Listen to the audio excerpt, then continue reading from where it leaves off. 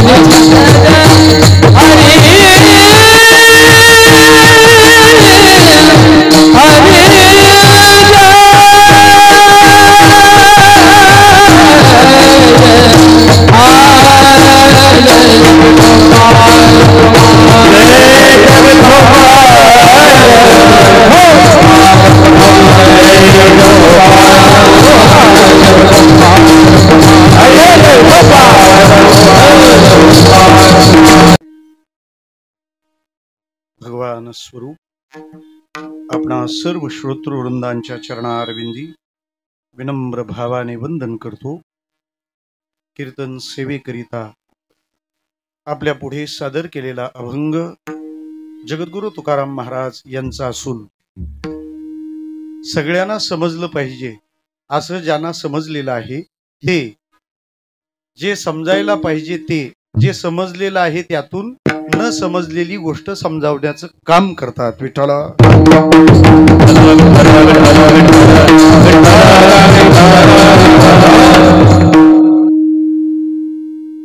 समजलं असेल तर आपण आता पुढे बोलूयात। ज्या निमित्ताने ही कीर्तनाची समृद्ध आणि श्रीमंत सभा आपल्या भाग्यात घातली, त्याचं कारण सौभाग्याशी निगडीत आहे। साधारण इथं येताना कसं यावं यात आपण पराधीन आहोत। मानवाचाच नाही, सगळ्यांचा पुत्र या बाबतीत पराधीनच आहे। जो तो ज्याच्या त्याच्या कर्तृत्वाने, मेहनतीनं, प्रयत्नानं इथून आपलं जाणं सजवत असतो। संसारात आणि परमार्थात इतकाच फरक आहे।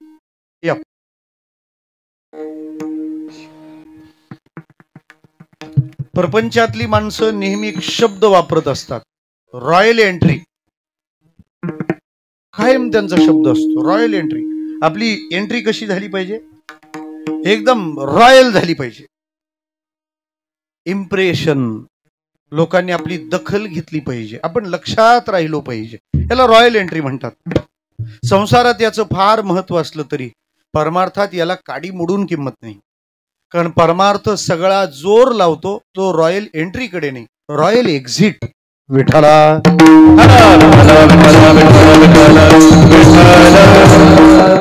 कोणताही साधू कसा आला याची फार चर्चाच नाही, तो चर्चा याची आहे की तो गेला कसा। कोण गोदावरीत चालत गेला, कोण विमानात बसून गेला, कोण समाधीत बसून राहिला, चर्चा सगळ्या जाण्याच्या आहेत। त्यामुळं आपल्या जाण्याची चर्चा व्हावी असं वाटत असेल तर जाण्याची तयारी किमान जाण्याच्या आत करावी। हा विषय फार वरून जाण्यासारखा सुद्धा नाही आणि ज्याने त्याने आपापलं जाणं सजवलेलं आहे। आणि देवाचा एक नियम आहे, तो सगळ्यांचा गौरव राखतो, फक्त अट एवढीच आहे, तुम्ही अधिकार किती संपन्न केला तेवढी।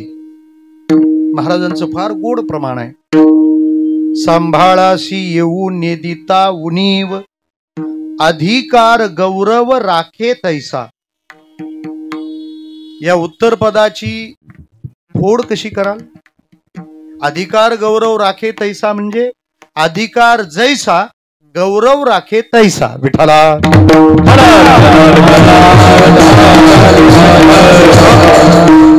जाणं तर दोघांचंही आहे ना, पण काहींचं जाणं सन्मान युक्त आहे।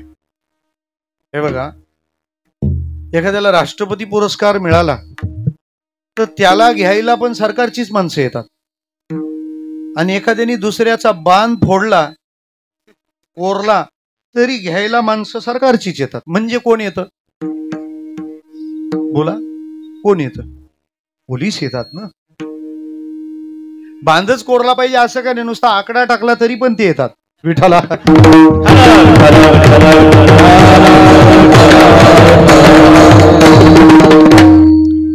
कलाकारांचा आकडा एवढा वाढलाय का आता कोणता आकडा टाकावा हा मोठा प्रश्न पडलाय। आज मीटर बसून जमणार नाही। विठ्ठला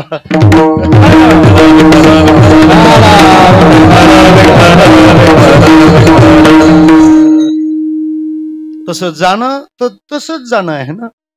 या पंचमहाभूताच्या शरीराला तो प्राण सोडतो, निघून जातो, पण दोघांचा समारोप आहे तो भिन्न होतो।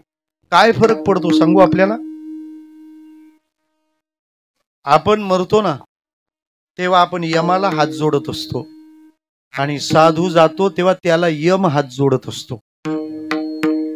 सामान्य माणसं जातात तेव्हा यमाला हात जोडतात, कशासाठी? गणितात गडबड केल्यानंतर गुरुजी जेव्हा शेमटीचा फोग हातात घेतात ना, ते आपण पण म्हणतो नको बाबा नको, आणि तरी ते बेदम मारत असतात. नाही त्या यमाशी करुणा, त्याला करुणा नाही म्हणजे तुम्ही सॉरी म्हटलं तरी उपयोग नाही, तुम्ही हात जोडून चालत नाही, जोडले उपयोगाचे नाहीत. पण साधू जायला निघतो तेव्हा यमधर्म वाट पाहे निरंतर, जोडोन या कर तिष्ठ तसे, स्पष्ट उल्लेख आहे. कथा श्रवण भावयास यमधर्मा थोरास, पाहे रात्रंदिवस वाट कर जोडोनी. तो यमधर्म वाट पाहतो की कधी एकदाचा एखादा महाराज वरी येतो. कारण का, तो आल्याशिवाय इथं कथा होत नाही. म्हणजे तेव्हापासूनच नरकात कथा होतात विठाला.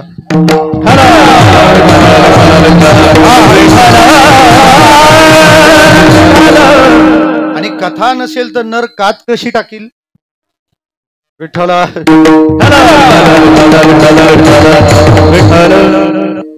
त्या माऊलीनं तिचं जाणं सर्वांगाने सुफल आणि सोज्वळ केलंय. धन्यता कधी मिळते माहितीये, तुम्ही जो प्रांत निवडला त्यात तुम्ही तुमचं काम चोख पार पाडलं, मग लोक तुम्हाला धन्य म्हणतील. 4 विषय गेले म्हणजे गावकरी सप्ताह समिती कमिटी सत्कार आखत नाही. धन्य माता पिता तयाचिया. तुम्ही उज्ज्वल आणि निर्भेळ विमल यश संपादन करावं, हा त्या सत्काराचा निकष आहे, सत्काराचा निकष आहे. तसं ह्या मातेनं तिचं जीवन धन्य केलं. कशा अंगाने म्हणाल तुम्ही, कशा अंगाने? मी म्हणतो कशा अंगाने म्हणाल नाही, कशाने अंगाने म्हणा तरी बिघडणार नाही. एक पत्नी म्हणून आपल्या पतीच्या प्रपंचामध्ये छान साहचर्याची भूमिका तिने पार पाडली. आणि जे भाग्य फार कमी जणींना पदरात पडतं, त्या सौभाग्याचं लेणं लिहून या जगाचा त्यांनी निरोप घेतला. म्हणजे पत्नी म्हणून त्या धन्य. साधारणपणे नियम असा आहे, स्त्री जन्माचा सन्मान मोठा आहे म्हणून त्यांना जबाबदाऱ्या मोठ्या आहेत. ज्याला सिक्युरिटी जास्त असते त्याला कामं पण फार असतात. त्याचा वेळ अन्यत्र कोणत्याही कामात जाऊ नये ही त्याच्यावर जबाबदारी आहे, कारण त्याला फार मोठा पल्ला गाठायचा आहे ना. स्त्रियांना अधिक सन्मान का दिला, कारण तुमच्यावर जबाबदाऱ्या फार आहेत. जेव्हा तुम्ही कन्या म्हणून असाल त्यावेळेला साधना ही तुमची जबाबदारी आहे. खूप काही नवनव्या गोष्टी शिकून घ्या. मुलगाच कमवून आणेल, तोच सगळं करेल, हा काळ खूप मागे पडला. तुम्ही तुमच्या अस्तित्वाला उभं केलं पाहिजे. कशासाठी? तुम्ही जर सक्षम आणि समृद्ध झालात तर जगाच्या सेवेचा तुम्हालाही छान लाभ घेता येईल. कन्या असताना तिने साधना करावी. नणंदेच्या भूमिकेत ज्या वेळेस ती जाईल त्यावेळेला तिने त्या ठिकाणी समन्वय ठेवावा. कन्या असताना साधना, नणंद झाल्यावर समन्वय. पुढे ती कोणाची तरी पत्नी होते त्यावेळेला सहकार्य असू द्यावं. आणि जेव्हा ती 1-2 बाळांना जन्म देते त्यावेळेला तिच्यावरची जबाबदारी येते, त्याचं नाव आहे संस्कार. विठ्ठला.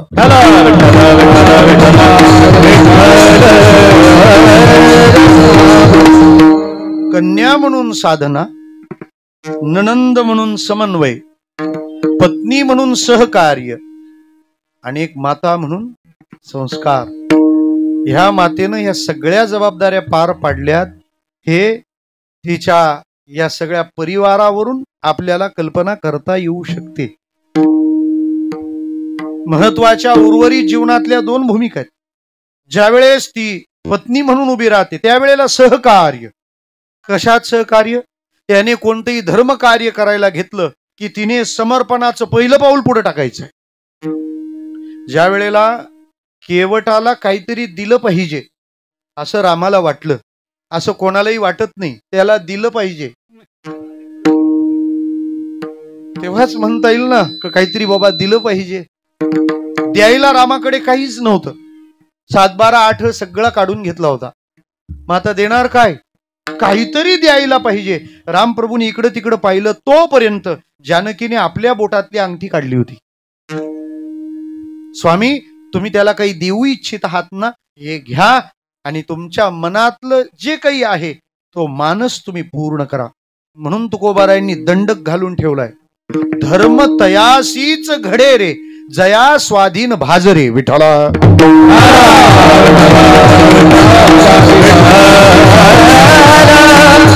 धर्म कोणाला घडतो? देणगी घ्यायला माणसं आल्यावर ज्याच्यावर बायको डोळे वटारते त्यालाच घडला धर्म. घडला नाही बुडला समजायचा.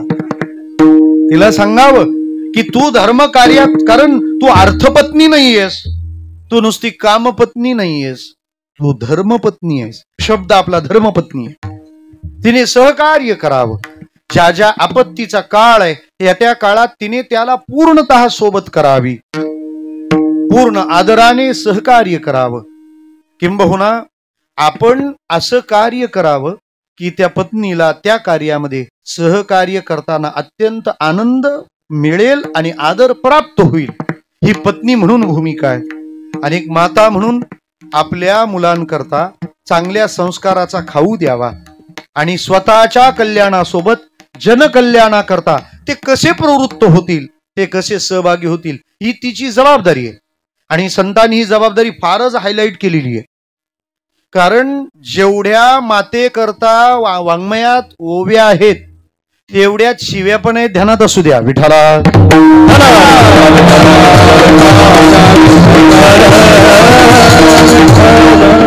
जेवढ्या ओव्या तेवढ्या शिव्या. त्याच्यापेक्षा सांगू का, शिवीचा जन्मच आईकडून होतो. म्हणून एखादी शिवी तिच्यापर्यंत जात नाही तोपर्यंत ऐकणाराला पण राग येत नाही. काय गंमत आहे शिवीची कळत नाही. काय कारण असेल? अरे तू या बाळाला जन्म दिला, ते बाळ ह्या जगाकरता तू दिलंस, मग त्याने या जगाला आनंद दिला पाहिजे, तरच तुझं मातृत्व योग्य आहे. तरच तू एखाद्या बालकाला जन्म दिला, एखाद्या कल्याणकारी कन्येला पुत्राला जन्म दिला असं मान. नाही तर तू जन्म ज्याला दिला ते पुत्र नाही कन्या नाही. व्याली कुराडीचा दांडा वर नघलीच तोंडा.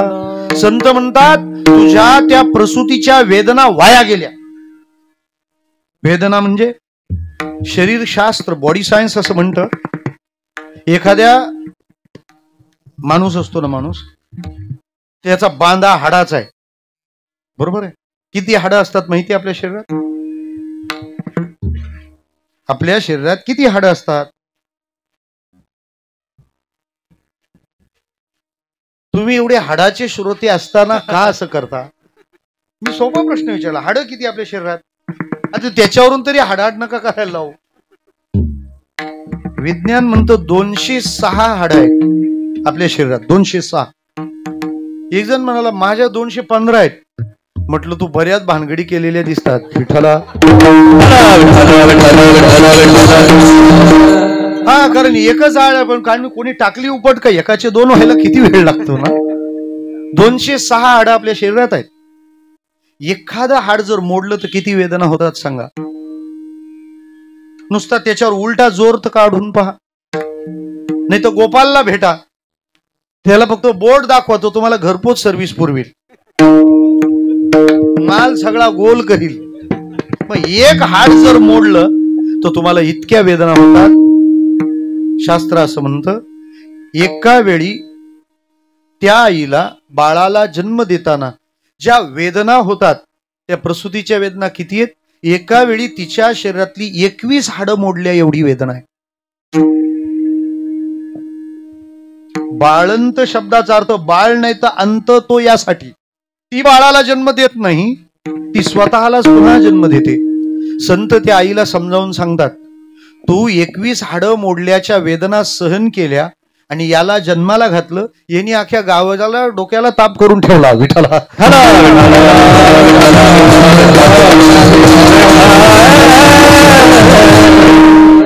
त्यामुळे तुझ्या त्या वेदना वाया गेल्या.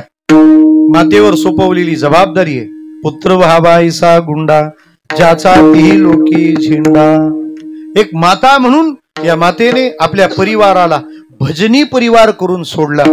मला असं वाटतं या माऊलीचं नुसतं नाव सुरेखा नव्हतं, तिचं जीवनही तिने सुरेख बनवलं. विठ्ठला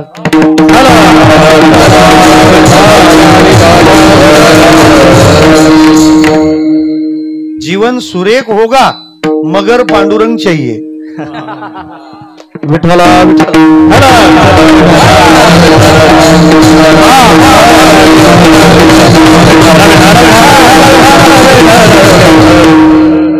त्या माऊलीचा हा पंचम पुण्य स्मरण सोहळा आहे. सगळ्यात गोड स्वर आहे ना पंचम. पंचम आलापू सुगंधू. आणि खर तर हा उपक्रम थोडा आधी होता, त्याला काहीतरी आधी प्राप्त झाली, त्यामुळं हा आणखी पुढे सरकला. पुढे सरकताना पुन्हा हा सकाळचा जाऊन संध्याकाळचा झाला. पण आता असं वाटतं बरं झालं संध्याकाळचाच झाला. विठ्ठला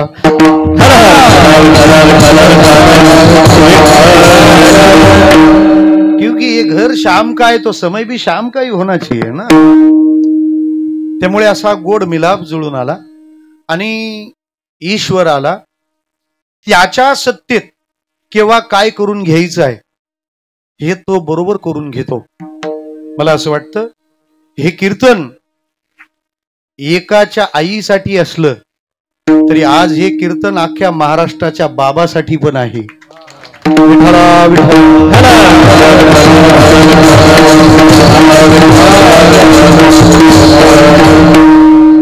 उद्या जर वारकरी संप्रदायाला प्रश्न विचारला गेला ना की 21व्या शतकात संप्रदायाचं सगळ्यात नुकसान करणारी घटना कोणती, तो तुम्हाला आजचा दिवस पुढे सरकवावा लागेल. आपल्या काळातले आपण कोणीच म्हणू शकत नाही की मी नामदेवरायांना पाहिलं नाही, कारण बाबा महाराज म्हणजे मूर्तिमंत नामदेवराय.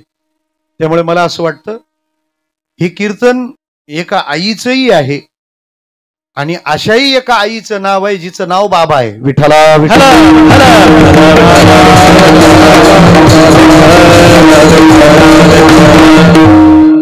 आतापर्यंत लोक म्हणतात की माणसाला आई कळत नाही, पण संप्रदायातलं प्रतिभेचं बुद्धीचं दारिद्र्य पाहिल्यावर मलाही असं वाटतं का बाबा पण कळलाच नाही. विठ्ठला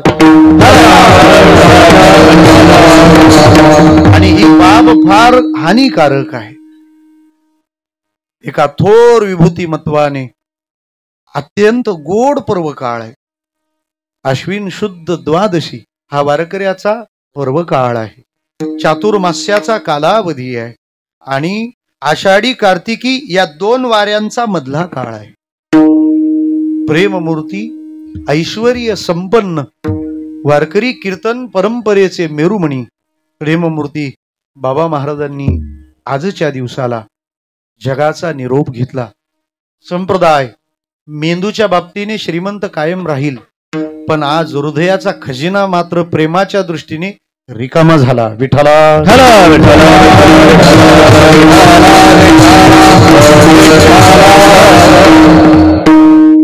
त्यामुळं आज कोणत्या अभंगाने या सेवेला सामोरं जावं हा प्रश्नच आहे.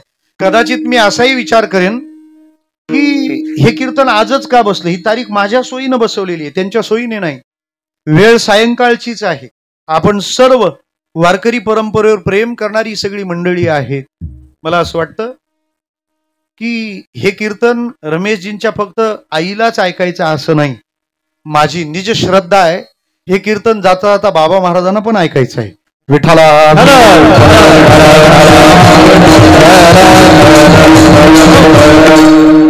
कारण ज्या ज्या आध्यात्मिक उच्च विभूतीने अत्यंत दयार्द्र आणि आपल्या उदार अंतःकरणाने मज सारख्या पामरावर प्रेमाची अक्षरशः ढगफुटी केली की त्यात वाहून जाण्याचा धोका आहे. त्या प्रेमाचा वर्षाव करणाऱ्यांमध्ये बाबा महाराज हे अत्यंत अग्रणी होते. त्यांचं नाव मोठं आहे, पण त्या पलीकडे त्यांचं हृदय त्याहून मोठं आहे. मी हे का म्हणतो, कारण बऱ्याचदा मोठी नावं मिळालेल्या माणसाच्या बाबतीत माणूस जवळ जाऊन अभ्यास करण्यापेक्षा निरनिराळ्या तर्काने त्याच्याबद्दल पूर्वग्रह धरून बसतो. त्यामुळे बाबा महाराज त्यांना खूप दक्षिणा द्यावी लागते इतकंच आपल्याला माहिती आहे. त्या पलीकडे त्यांचं भाव जगत, त्यांच्या हृदयाची श्रीमंती आम्हाला जाणता आली असती तर संप्रदाय आणखी श्रीमंत असता. विठ्ठला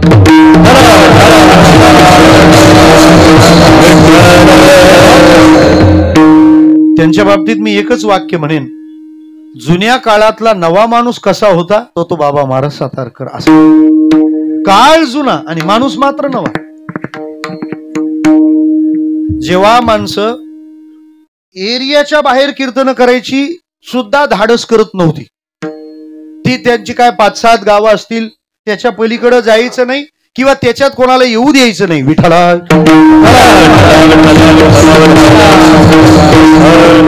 त्यावेळेला बाबा महाराजांनी लंडनला कीर्तन केलं होतं. त्यावेळेला इंग्लिशमध्ये कीर्तन. शहापूरला आले होते आमच्याकडे. ते म्हणाले मला काय असा आयरा गैरा समजू नका, माझं वय म्हणे मला वाटतं साधारण 80-82 होतं तेव्हा त्यांचं वय. ते म्हणाले मी मुंबईला कॉन्व्हेंट शिकलोय, 75 वर्षापूर्वी कॉन्व्हेंट शिकलेलो आहे. मानधनाचं सांगू नका, सोन्याचा चमचा तोंडात घेऊनच जन्माला आलेलो आहे. महाराष्ट्र सोडा, महाराष्ट्र तो पिंजूनच काढला. आज रामकृष्ण हरी आणि विठोबा रुक्माई भजनात समाधी लावायची ताकद त्याच माणसात आहे. इतका सगळ्या दृष्टीने संपन्न. मला थोडं लिहावंसं वाटलं, आज मी लिहिलं आर्टिकल. बघा, ज्यांचं गाणं गोड आहे ना त्यांच्या सांगण्याला खोली नाही. गाणं गोड आहे, सांगण्याला खोली नाही. जे सखोल सांगतात त्यांचं गाणं गोड नाही. आता मी राग गायला लागलो तर सगळ्यांना राग येईल, म्हणजे पण मी सखोल सांगतो असा माझा दावा नाही. विठ्ठला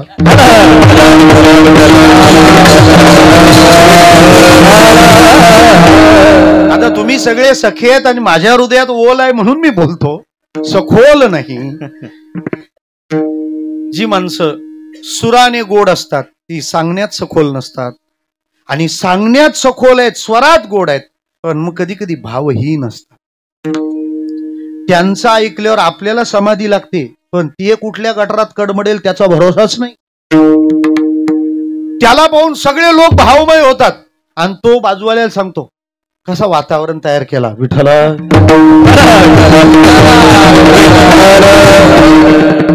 तू वातावरण म्हणजे तू वातावरणापुरताच आहेत वाटतं, आता वातावरणातही तू नाहीयेस. 3 गोष्टी लागतात तेव्हा वक्ता श्रीमंत आणि समृद्ध होतो. त्याच्याकडे शब्द पाहिजेत, त्याच्याकडे सूर पाहिजे आणि त्याच्याकडे भाव पाहिजे. बाबा महाराज हा असा त्रिवेणी संगम होता ज्याच्यावरच्या प्रयाग माधवाला श्रोत्यांनी भरभरून अनुभवलं आणि ईश्वरी अनुभूतीला ते पात्र झाले. अशा या दिव्य विभूती मत्वाची ही सेवा कदाचित त्यांनाच घडवून आणायची असावी, आणि म्हणून तर ही सभा सुद्धा यांच्यासारखी श्रीमंत आहे. विठ्ठला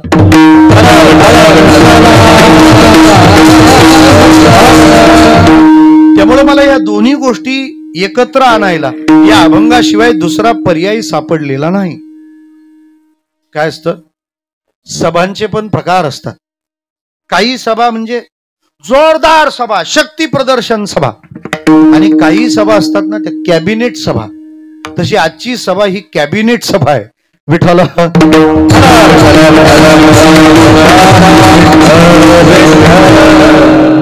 यावरून तुम्हाला अंदाज आला असेल की आजचा निमंत्रण किती महान असेल. रमेशजी मगर सारखे कोकणातला एक अत्यंत प्रतिभा संपन्न, म्हणजे चौरंगी चिरान अष्टपैलू हिरा म्हणायला हरकत नाही.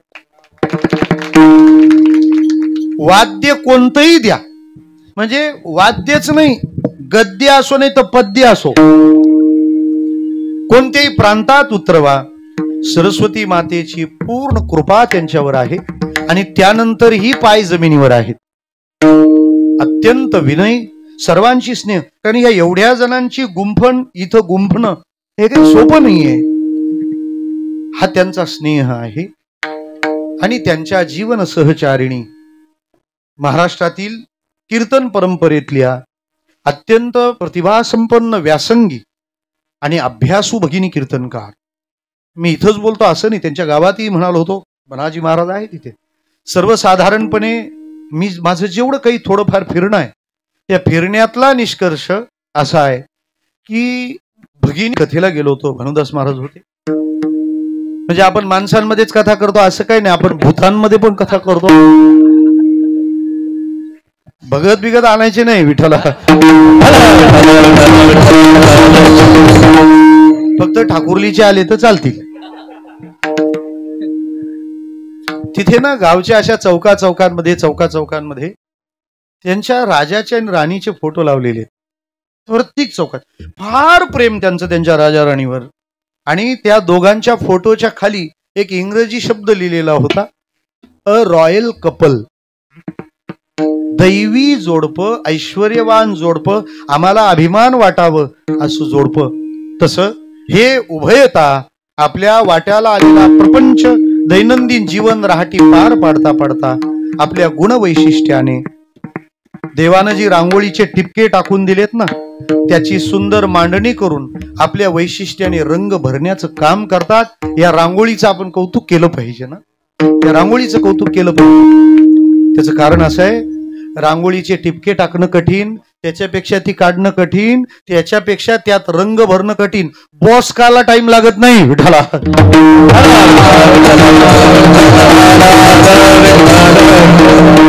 आणि रमेशजींचं तर वैशिष्ट्य आहे, ते जिथं असतील ते कथेत असले तरी सगळ्यांना कामाला लावायची जबाबदारी त्यांच्याकडे. देवीदास महाराज कुठं बसले, हा बस यांनी सूर काढले की त्यांना गाणं आहेतच. मग ते जिथं थांबतील, जिथं बसतील तिथं फार सुंदर करायचे. गोडसई गावचा अखंड हरिनाम सप्ताह नव्या चैतन्याने जो झळाळतो त्यासाठी त्यांची प्रचंड मेहनत. आम्ही म्हणायचो की इतका जुना परंपरेचा उत्सव आहे, आपण थोडं लक्ष घाला, आपण थोडी मेहनत घ्या. आणि आज इतका सुंदर उत्सव होतो की आपण दरवर्षी त्याचा अनुभव घेता. मला काही यंदा पाहता आला नाही. विठाला विठाला.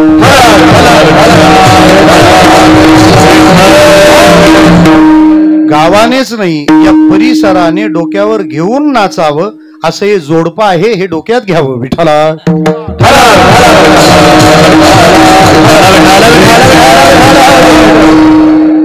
कान्होबाच्या नगरीत मला उभं केलंय, पण माझी अडचण अशी आहे, माझ्या पुढं कान्होबा आहे, माग गणोबा आहे. विठाला.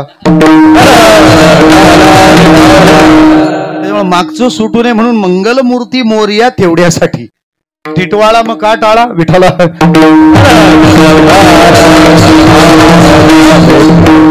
अशा सगळ्या गोड निमित्ताला वंदन करतो. तुम्हाला सगळ्यांना इथूनच पाया पडतो हा, कारण एवढे मान्यवर आज आहेत ना की एका कोपऱ्यापासून दुसऱ्या कोपऱ्यापर्यंत सुरू जर केलं ना तर 6 ते 8 याच्यातच होईल. 6 ते 8 याच्यातच होईल आणि ते तुम्हाला आवडणार नाही. विठाला विठाला. असं बरेच जण म्हणतात, म्हणून मी म्हणून पाहिलं, अभंग जगद्गुरु तुकाराम महाराजांचा आहे. या अभंगात महाराजांनी जे म्हटलंय ते मी तुम्हाला सांगितलंय आणि ते तुम्हाला समजलंय असं मला पण समजलंय. लोकांना काही समजलं पाहिजे असं ज्यांना समजलंय ते, जे समजलं पाहिजे ते समजत नाही म्हणून जे समजलेलं आहे त्यातून न समजलेलं समजावण्याचा प्रयत्न करतात. समजलं. विठाला.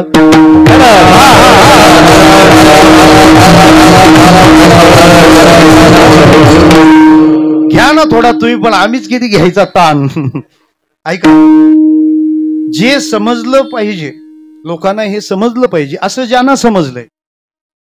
आता लोकांना काय समजलं पाहिजे, लोकांना हे समजलं पाहिजे की आपलं कल्याण कशाने होईल. तालुक्याने तर होईलच कल्याण, कल्याण कशाने होईल समजलं पाहिजे. कल्याण कशाने होईल समजलं पाहिजे. काय समजायचं ते, हे ज्यांना समजलंय की यांना हे समजलं पाहिजे असं समजलंय कोणाला, संतांना. आपलं कल्याण कशात आहे हे जीवाला समजलं पाहिजे, त्यासाठी आपण प्रयत्न करावेत. हे कोणाला समजलंय, संतांना. का, हे बिघडलेलं त्यांना बघवत नाही. बुडत आहे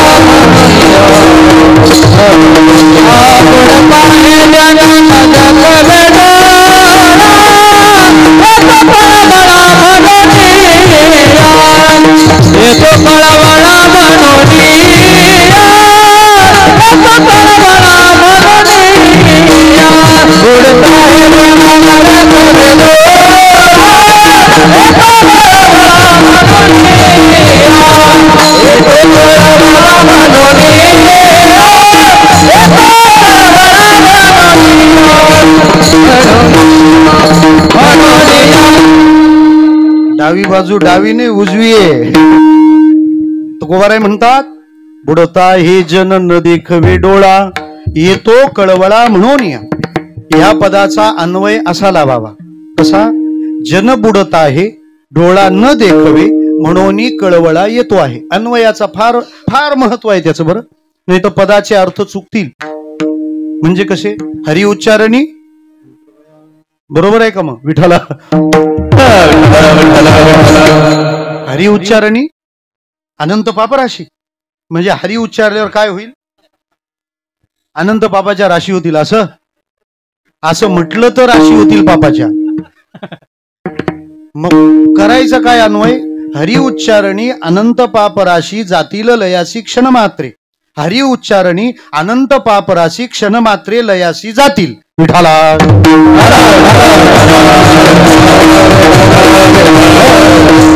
तस जन बुडत आहे डोळा न देखवे म्हणून कळवळा येतो आहे. कल्याण कशाने होईल हे समजलं पाहिजे ह्या लोकांना. हे ज्यांना समजलं ते संत काय समजावतात? जे समजवायचं आहे ते व्यवस्थित समजलं पाहिजे. समजावण्याच्या बाबतीत काही नियम आहेत, सांगतो थोडे समजावून. ज्याला समजावून सांगायचं आहे त्याला तेच समजावून सांगावं लागतं जे समजलेलं नाही. जे समजलेलं आहे ते समजावायची काय गरज आहे? काय गरज आहे? काही वेळेला कीर्तनकार कीर्तन करत राहतो, तो पुढे बोलत जातो, लोक ते मागे लक्षात ठेवून मागे बोलत राहतात. काही वेळेला तो पुढे काय बोलणार आहे हे आधीच बोलत असतात. विठ्ठला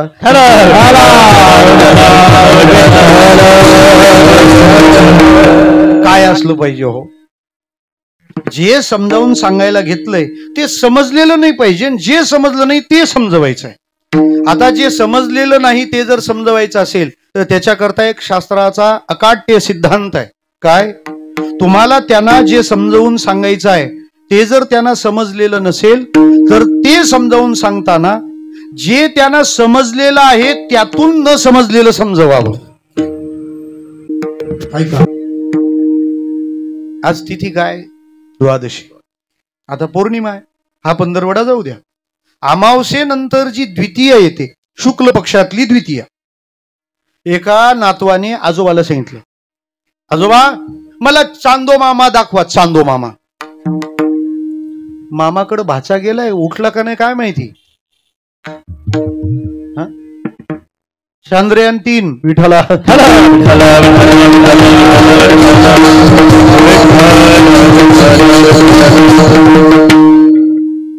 जागा झाला का नाही माहिती नाही, पण म्हणे मला चांदो मामा दाखवा. उगाच रक्षाबंधन नाही निवडलं, मग चांदो मामा दाखवा. आता अमावस्येच्या नंतर दुसऱ्या दिवशीचा चंद्र बघायचा आहे ना, कसं काय दिसणार तो? एक तर कुठून तरी थोडीशी कोर असते, त्याच्यामुळे आजची ईद उद्यावर पण जाते. विठ्ठला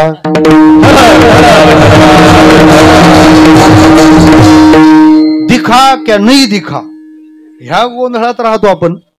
2 सुट्ट्या मिळतात ना देशाचं काही हो, मग चांदो मामा दाखवायचा. आता आजोबा हैराण, कसं काय दाखवणार? मग करायचं काय? आजोबाने त्याला स्लॅबवर नेलं, मस्त सगळं मोकळं होतं. स्लॅबचं स्वरूप आजोबाच्या डोक्यासारखं जवळपास झालं होतं.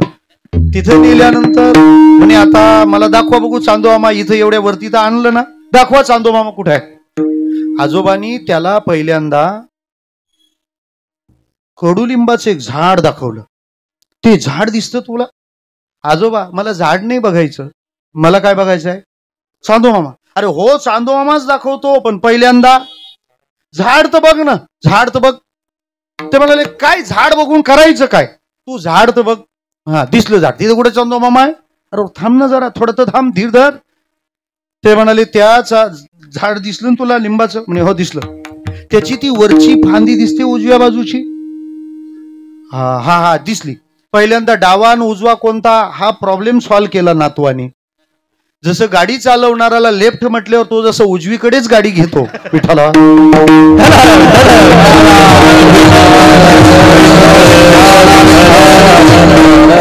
का होता असं काही कळत नाही. एरवी सगळं माणूस नीट करतो, घालीन लोटांगणला उलटा फिरतो.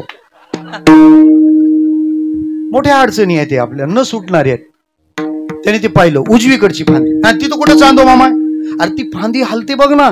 हो दिसली. मग ती हलणारी फांदी दिसली का, तिचं शेवटचं टोक दिसलं का, म्हणे हा.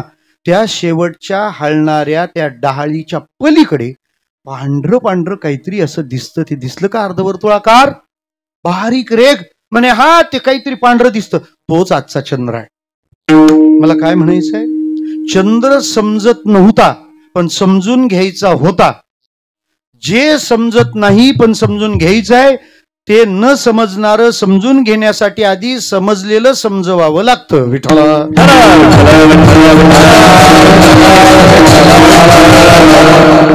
लिंब समजतो ना, हा मग लिंब समजतो ना, मग लिंब समजतो, फांदी समजते ना, समजते, फांदीची डाळी समजते ना, समजते, त्याचं पान हलणारं दिसतं, समजतं, समजतं. मग जर एवढं तुला समजत असेल तर आता त्याच्या पलीकडं जे बारीक आहे लवकर लक्षात येत नाही ते न दिसणार आहे ना, तो आहे आजचा चंद्र. तुम्ही म्हणाल हे एवढं गारुड पुराण कशासाठी सांगितलं, आम्हाला आमचं कल्याण झालं पाहिजे. ते कल्याण होण्यासाठी आपण सत्संगात आलो पाहिजे. सत्संगात येण्यासाठी संतांबद्दल आदर प्रेम सद्भावना निर्माण झाली पाहिजे. ते प्रेम निर्माण होण्यासाठी ते संत महान आहेत हे ध्यानात आलं पाहिजे. त्यांच्याविषयी जवळीक निर्माण झाली पाहिजे. त्यांच्याविषयी जवळीक निर्माण होण्याकरता ते जवळीक करण्यासारखे आहेत हा त्यांचा सुस्वभावीपणा कळला पाहिजे समाजाला. हे संतांनी ध्यानात घेतलं आणि ते संत समजावून सांगण्याकरता न समजलेले संत समजावून सांगितले. ज्या लोकांना आई समजलेली आहे त्यांच्या मार्गाने. आणि मग महाराज म्हणाले की पहा तुम्ही त्या संतांजवळ का गेले पाहिजेत. जशी एखादी आई आपल्या चित्तामध्ये लेकराच्या भल्याचाच विचार वाहते, तसं मी तुम्हाला ज्या संतांकडे जायला सांगतो त्या संतांचं चित्त सुद्धा या जीवरूपी लेकराचं हितच वाहतं. हे साम्यात्मक भाव पहिलं चरण. लेकराचं हित लेहित, लेकराचं हित लेकराचं हित,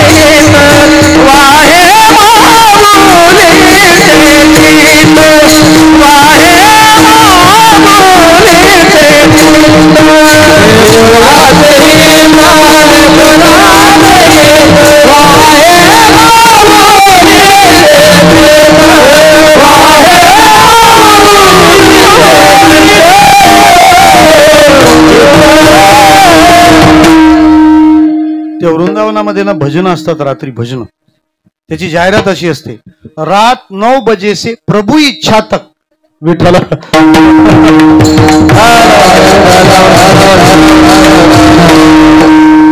मला तुम्ही नाही, मला हे बसलेले फार भाग्यवान वाटतात हो. का मला असं वाटतं ना, आज गोडसेवर दरोडा पडू शकतो. विठ्ठला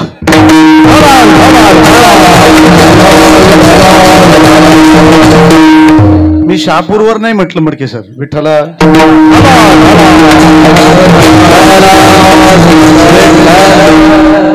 असू द्या, काही काहींनाच समजलेलं बरं असतं. विठ्ठला काही काहींना न समजलेलंच बरं असतं. असू द्या. एवढी श्रीमंती हो.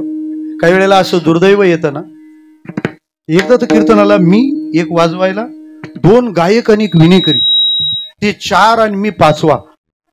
म्हटलं इथंच आटपलं तर न्यायला बुवा 4 आहेत किमान. विठ्ठला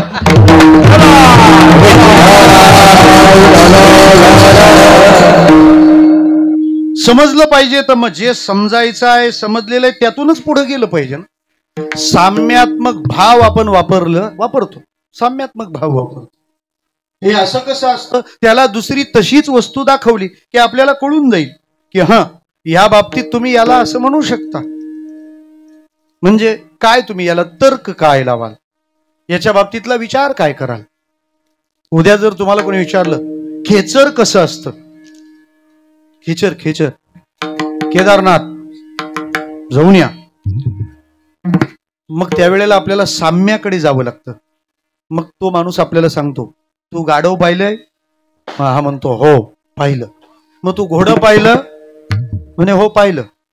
मग हा सांगतो, गाढव थोडं घोड्याकडे आणलं आणि घोडं थोडं गाढवाकडे आणल्यावर कसं दिसेल त्याला खेचर म्हणतात. विठ्ठला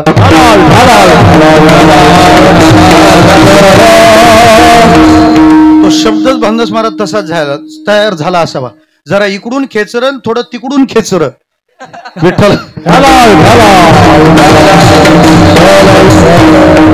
हे शब्द कोशात शोधायला जाऊ नका, हे मेड इन सरलांबे आहे.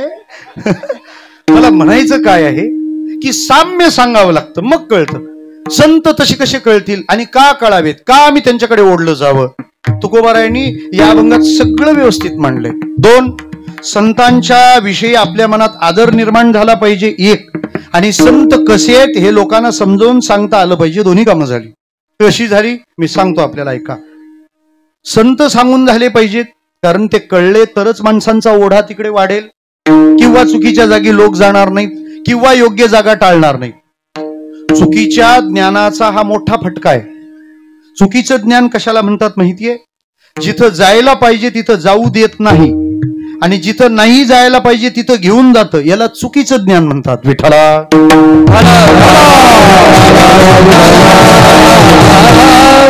संत काय यथार्थ कळले पाहिजेत का? जो संत नाही तिथं आम्ही जाणं नको, आणि संत न कळल्यामुळं संत जिथं आहे तिथं आम्ही जात नाही, हे नको जाणं पण नको. यासाठी ते जाणलंच पाहिजे ना. संत कसे आहेत? 2 प्रकार. एक, त्यांच्या संपूर्ण स्वरूपाचा परिचय, आणि दुसरी, त्यांच्याकडून येणारी आमची लाभाची मजबूत होणारी बाजू कोणती.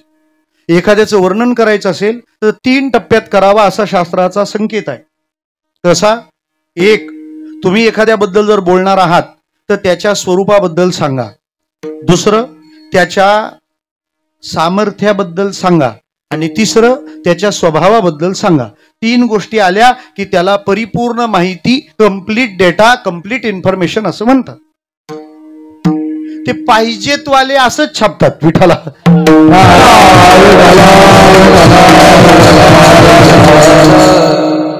रंग गोरा, स्वरूप 80,000 पगार, सामर्थ्य, स्वभाव मन मिळावू. विठ्ठला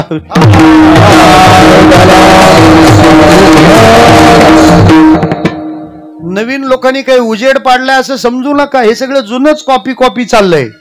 फक्त कबूल येत नाही एवढंच. वापरतात अख्खं जुनं. नवीन काय वापरलंय आपण? जुनच तर चाललंय ना. स्वरूप, सामर्थ्य आणि स्वभाव.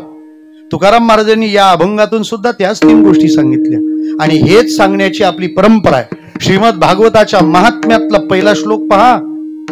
सच्चिदानंद रूपाय विश्वोत्पत्त्यादि हेतवे तापत्रय विनाशाय श्रीकृष्णाय वयं नमः.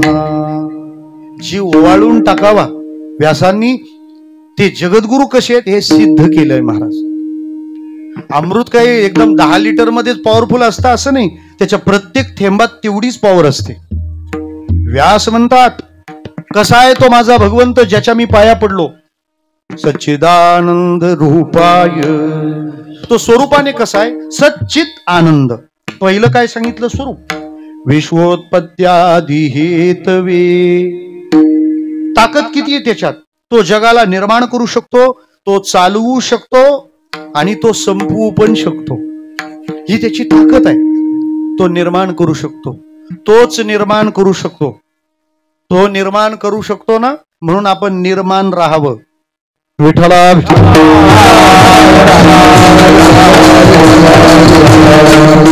निर्माण मोहाजित संग दोषा. निर्माण मोह, निर्माण. तुम्हाला निर्माण करायचं असेल तर निर्माण व्हावं लागेल. इथे चंद्रात्री गुरुजी या बंदस महाराज त्यांनी सांगितलेलं आहे. निर्माण ज्याचं त्याला दिलेलं बरं. विठ्ठला नाही तर हल्ली सगळ्यात तुम्हाला असं वाटतं कीर्तनात चपलात चोरीला जातात. विठ्ठला फेसबुकला वाक्य टाकलं, सत्य परेशान हो सकता है लेकिन पराजित नहीं. हब अरे याचा तो ओपनर टेम्पो वाला आहे, ट्रकच्या मागे लिहिलेलं राहते. तू कुठं चालला त्यात. विठ्ठला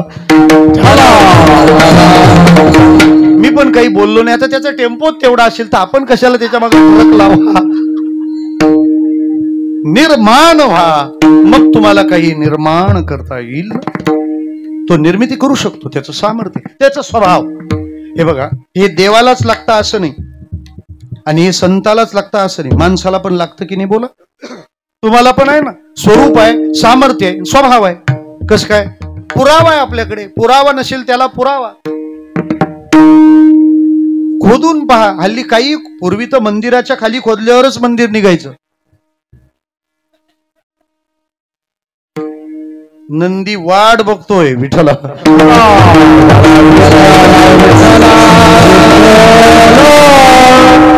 एक दिवस काशी होणार. होईल होईल. मला म्हणायचं काय, आपल्याला सुद्धा ह्या गोष्टी लागतातच ना. काय पुरावा आहे सांगतो तुम्हाला. आधार कार्ड काढलं का सगळ्यांनी? बघा, नाही तर गॅसवर जाईल. लिंक करा, पर्याय नाही दुसरा. पॅन कार्ड लागतं. IT रिटर्न्स भरलेच पाहिजेत, नाही तर मग आहेच ईडी. अर्थात माग जर तुम्ही चांगली कामं केली असली तर ईडी लागणार नाही, कारण ईडी हा प्रत्येक भूतकाळातल्या वाक्याला लागतो. विठ्ठला विठ्ठला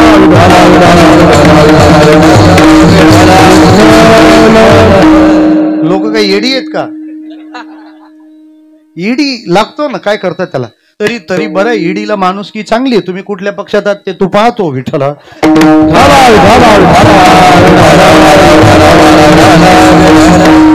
जाऊ दे, आपल्याला काय करायचं. पॅन कार्ड आहे, IT रिटर्न्स भरता, नाही तर ती संपत्ती तुम्हाला जवळ ठेवण्याचा अधिकार नाही. पासपोर्ट आहे का नाही? बाहेर जायचंय आता, पासपोर्ट लागतो. शास्त्रच आहे असं नाही, आपल्या दैनंदिन जीवनात हे आहे ना. आधार कार्ड हे तुमचं स्वरूप आहे, पॅन कार्ड हे तुमचं सामर्थ्य आहे आणि पासपोर्ट हा तुमचा स्वभाव आहे. विठ्ठला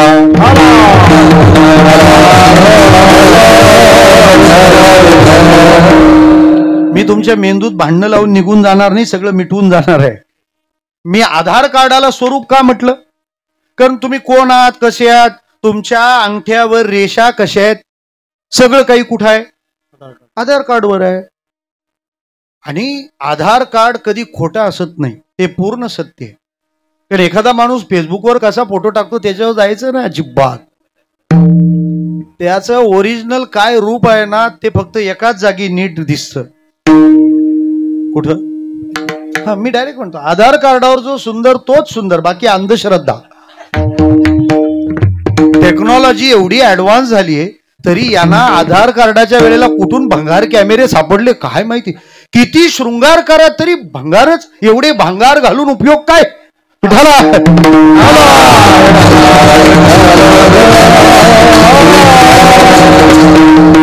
त्याच्यामुळे आहे ना, आधार कार्ड काढताना ना, वारीत माणूस चहाचे पैसे देऊ का नको देऊ करतो ना, तसं करतात लोक. विठ्ठला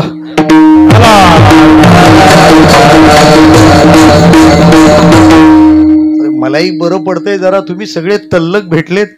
लई अन्याय सहन करावा लागतो कधी कधी, कारण असे रेम्या डोक्याचे भेटतात ना केव्हा केव्हा.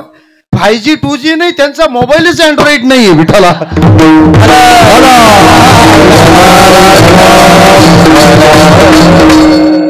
बाळासाहेब महाराज अशी कीर्तन अशी 3-4 तास नाही तर नॉनस्टॉपच पाहिजेत. Unlimited data, wifi. विठ्ठला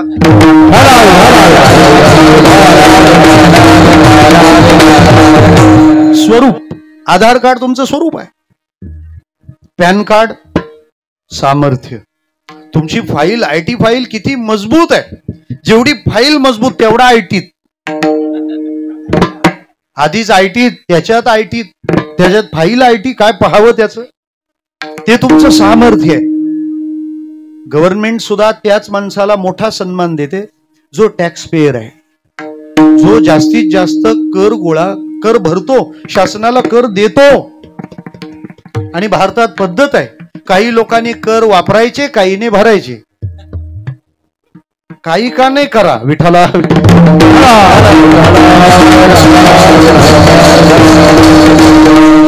हा, तुम्ही टॅक्स भरलाच पाहिजे, नाही तर ती 7-7, 8-8 कोणी सांभाळायची. विठ्ठला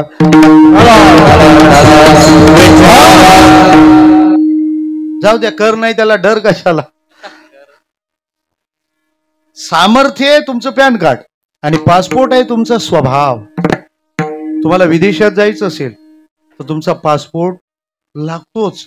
आणि पासपोर्ट त्यालाच मिळतो ज्यांनी इथे काही उचापती केलेले नाही, कारण त्याचं पोलीस व्हेरिफिकेशन असतं. जर पोलिसांनी त्याला ओके म्हटलं, म्हणजे तो ओके असला तर, किंवा जवळचा असला तरच तुम्हाला ते व्हेरिफिकेशन योग्य मिळेल, आणि मग तुम्ही परदेशामध्ये जाऊ शकता. जर पोलिसांनी कॅन्सल केलं तर तुमचा पासपोर्ट रिजेक्ट होणार, कॅन्सल होणार, तो मिळणारच नाही. आणि पासपोर्ट नाही तर परदेशात जाता येत नाही. तुम्ही पासपोर्ट घेऊन गेलात की परदेशातली लोक म्हणतात हा माणूस सुजाण आहे, सौजन्यशील आहे, याला शिष्टाचार कळतो, हा त्याच्या देशात नीट वागला म्हणजे इथं आल्यावर सुद्धा नीट वागेल. याला स्वभावाचा संबंध पासपोर्ट म्हणतात. मग या अभंगामध्ये आधार कार्ड कोणतं, पॅन कार्ड कोणतं आणि पासपोर्ट कोणता. विठ्ठला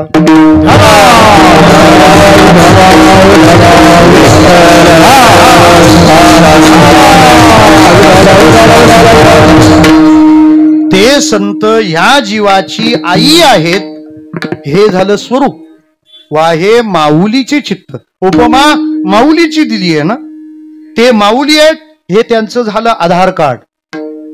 सामर्थ्य काय आहे? पोटी भार वाहे आणि त्याचे सर्व सोयी साहे. त्याचं ओझ पोटात वाहते. एवढंच नाही, तो जन्माला आल्यानंतर त्याची पूर्ण काळजी घेणं ही जबाबदारी सुद्धा तिच्याजवळ आहे. हे जसं मातृत्व म्हणजे मातेत आहे, तसं ज्याला अनुग्रह देतात, ज्याचा स्वीकार करतात, त्याच्या कल्याणापर्यंतची काळजी वाहतात आणि ते कल्याण करतात. हे त्यांचं आहे सामर्थ्य म्हणजे पॅन कार्ड. आणि हे सगळं करताना त्यांच्या अंतःकरणामध्ये अत्यंत कळवळा असतो, अत्यंत प्रीती असते. हा त्यांचा स्वभाव म्हणजे पासपोर्ट. दुसऱ्या चरणात ऐसी कळवळाची राणी, ऐसी कळवळाची राणी,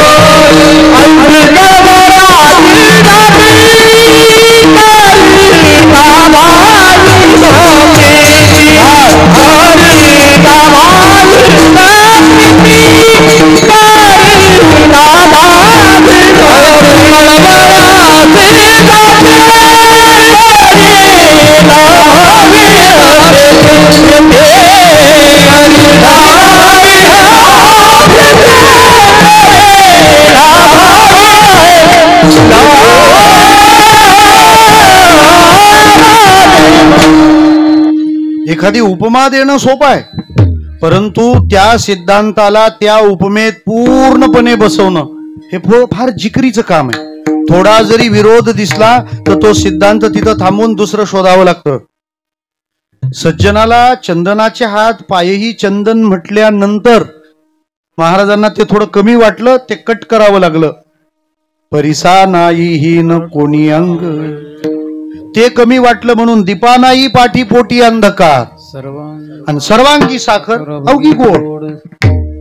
चंदनाचे हातपाय चंदन आहे, कमी वाटलं त्यांना संताकडे उपमा लावताना. म्हणून परिसा नाही हीन कोणी अंग, परिसाला कोणी हीन अंग नाही, कारण चंदनाला कोणीतरी हिनांग असतं. कोण हिनांग आहे चंदनाला? वेळू. चंदन आपल्या परिघात आलेल्या सगळ्यांना सुगंधी करतो, परंतु एखादा हिनांगी आला म्हणजे कोण? बांबू आला तर चंदन त्याच्याजवळ काही करू शकत नाही. त्याच्यात चंदनाचाही काही दोष नाही, आतल्या गाठीच्या लोकांची कुठंच सोय होत नाही. बांबूतला हा प्रॉब्लेमच आहे. आणि त्याच्यावर मात केली संतांनी. कशी? ठीक आहे, चंदनाने बांबूला बाजूला केलं ना, आम्ही बघू काय करायचं ते. तोच चंदन उगाळला आणि दिंडीला लागणारी पताका ज्या बांबूला खोचली होती त्या बांबूची ह्या चंदनाने गंध लावून पूजा.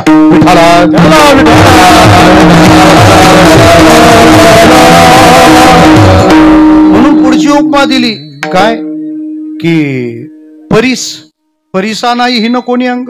ती उपमा कमी पडली का? कारण परीस आपल्या स्पर्शाने लोखंडाचं सोनं करतो, परीस नाही करत. म्हणून लोह परिसाची न साहेची उपमा नाही चालली ती उपमा. कारण कृपा कटाक्षे न्याहाळिले आपुल्या पदी बैसविले.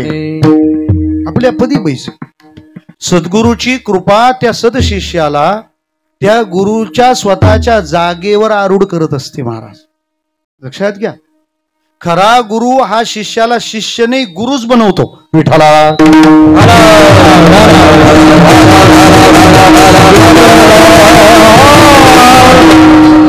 आम्ही बोलत असू आणि ते जर तुम्हाला आवडत असेल तर हे आमचं नाही, हे ज्यांच्या ज्यांच्या कृपेनं इथपर्यंत आलंय हे त्यांचं आहे, आम्ही निमित्त आहोत. विठ्ठला.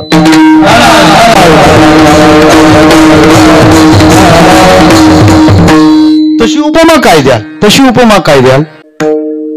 मला एक जण म्हणलं तुमचं कीर्तन पडत नाही. म्हटलं मी याच्यात मग पडलोच नसतो, कारण आमचं काही नुकसान झालं तर आमच्या गुरुदेवांचं नाक कापेल ना, त्यामुळे त्यांना काळजी असते.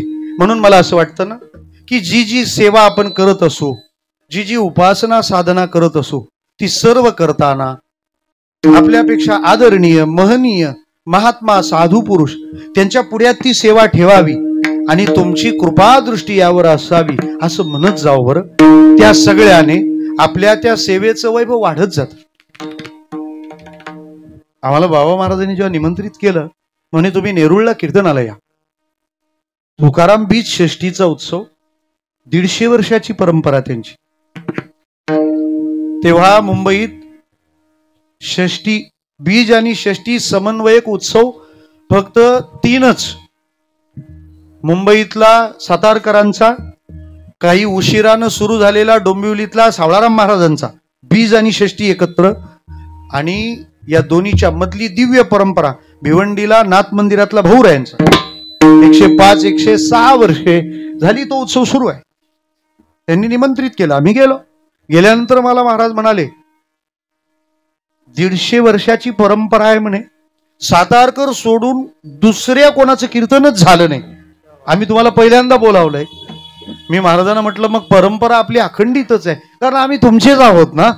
महाराजांनी इतक्या वेगाने जवळ घेतलं, उराशी कवटाळलं, गालावरून असे हात फिरवले. इतका स्नेह आहे, इतका स्नेह आहे. लक्षात ठेवा, संसाराने तुमच्या ज्या जागी ताडण केलंय ती जागा स्नेहाने भरण्याचं काम संताचं आहे. विठ्ठला.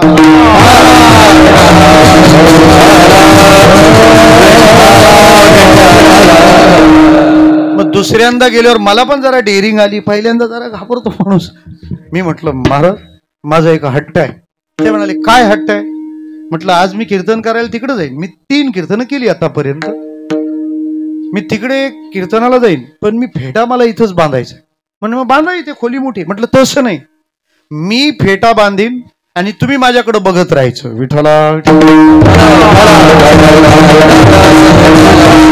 मी म्हटलं तुमची एवढी मोठी गादी आहे, मी सामान्य, आपला आशीर्वाद असला पाहिजे.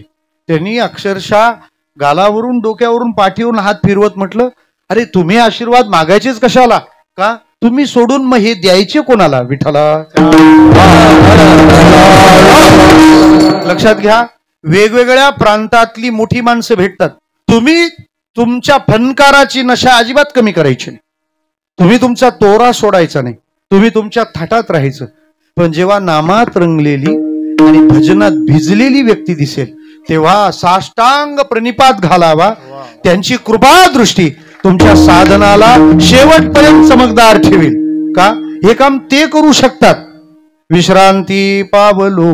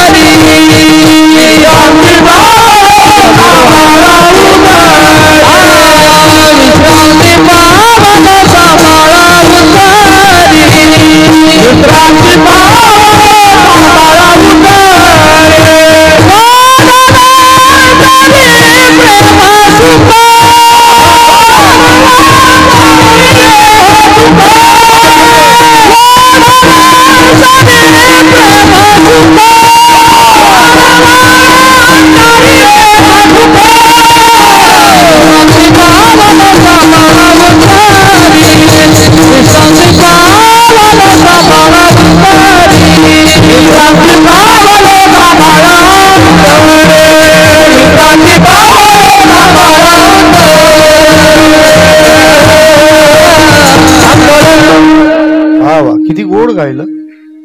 हे प्रयासाचं नाही, प्रसादाचं आहे. विठ्ठला. विठ्ठला. उपमा कमी वाटली म्हणून वाढवत गेले. ते म्हणाले हा सोनं नाही सोनं बनवतो, परीस नाही बनवत. अजून पुढे जायचं होतं. ते म्हणाले याला स्पर्शच करावा लागतो. आणि किती जणांना स्पर्श कराल, लांबून दिसलं तरी काम झालं पाहिजे. मग दिवा सगळीकडे उजेड देतो, सगळीकडे देतो आणि खाली अंधार आहे म्हणून सर्वांगी साखर अवघी गोड.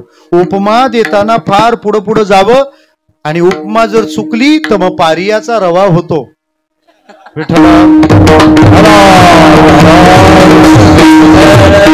महाराजांनी संत आणि आई एकत्र आणले. त्याचं कारण आहे, संसाराच्या प्रांतात सगळ्यात मोठा मान आईचा आहे आणि अध्यात्मातल्या प्रांतात सगळ्यात मोठा मान संतांचा आहे. संसारातल्या माणसाला त्याच्याच प्रांतातलं कळतं, त्याच्या पलीकडे त्याची बुद्धी चालत नाही.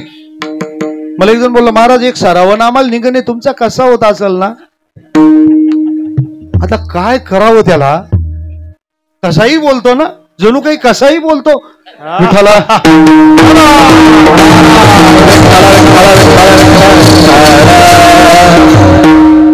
उपमा चुकली नाही पाहिजे. मग संतांनी सेतू बांधला. कोणता? प्रपंचातला सगळ्यात मोठा आणि परमार्थातला सगळ्यात मोठा. प्रपंचातली सगळ्यात मोठी माता आहे. किंबहुना धनुर्धरा जो मातेची आई उदरा, तो मातेचा सोयरा केतुला पा. मग तुकोबाराय म्हणाले, जसं लेकुराच्या हिताविषयी माऊलीचं चित्त सतत विचार करतं, तसं साधू समाजाच्या हिताचा सतत विचार करतात. काहीतरी साम्य आहे ना. नाही तर संतांना आई म्हणणं मग डेरिंगच आहे. आई काय करते सांगा ना. मग संत काय करतात ते मी सांगतो तुम्हाला. साधारण आई काय करते, माऊलीच्या भाषेत सांगायचं तर, म्हणजे आई माझी नाही, माझी आई. विठ्ठला.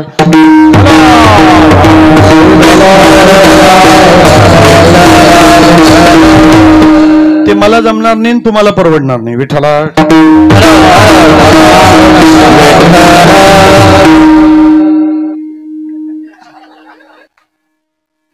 मग माझी आई काय म्हणते पहा.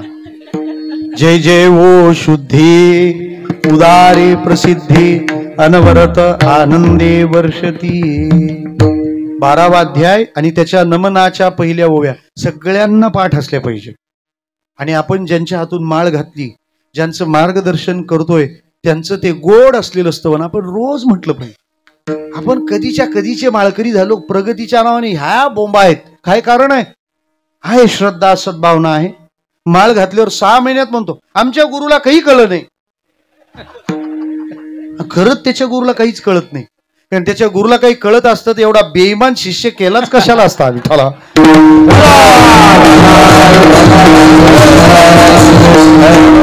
माळ घातल्यावर साधारण 6 महिन्यात ते आमचे बाप होतात विठ्ठला. त्या ओव्या आपण ऐका. का संतांना आई म्हटल्यासारखं आहे. आईन संत काय सारखे ऐका. आई काय करते ते सांगा ना मला. आई काय करते म्हणजे पोराला काय हवं नको ते पाहिजे ते कोण पुरवते. आई. तिला काय करावं असं वाटतं ते आणि पोराला काय हवंय ते, या दोन्हीत फरक आहे. आईला बाळाचं जे करावंसं वाटतं त्याला म्हणतात सोहळा आणि बाळाला वाटतं ते आई करते त्याला म्हणतात लळा. फरक ध्यानात घ्या. म्हणजे आई जे बाळाला स्वेटर घालते, त्याच्यावर टोपडं घालते, इकडून दोऱ्या बांधते तिकडून दोऱ्या बांधते, याला म्हणायचा सोहळा. आणि आखे कपडे काढून टाकते त्याला मोकळा ठेवते, हा लळा विठ्ठला.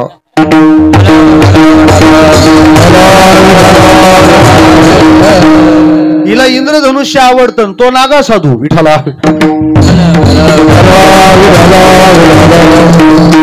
त्याचा आवडीचा पॅटर्नच कुंभमेळा. तो म्हणतो कुठलाच कपडा नको, मी आपला असा मोकळा असलेला बरा. खूप कपडे घालून आपण त्याचे फोटो काढतो ना, तो सोहळा. आणि त्या बाळाला वाटतं तसं ठेवावं ना, त्याला म्हणतात लळा. आईनं नुसते सोहळेच करू नये किंवा नुसते लळेच पुरवू नये, मग लळे पुरवता पुरवता सोहळे करावे. जरा सोपं बोलू. कीर्तनकाराने श्रोत्यांना हसवावं का रडवावं. जरा सोपं बोलू. नुसतं रडवूही नाही आणि नुसतं हसवूही नाही. मग काय करावं. बाहेरून हसता हसता ते आतून रडले पाहिजे. विठ्ठला विठ्ठला.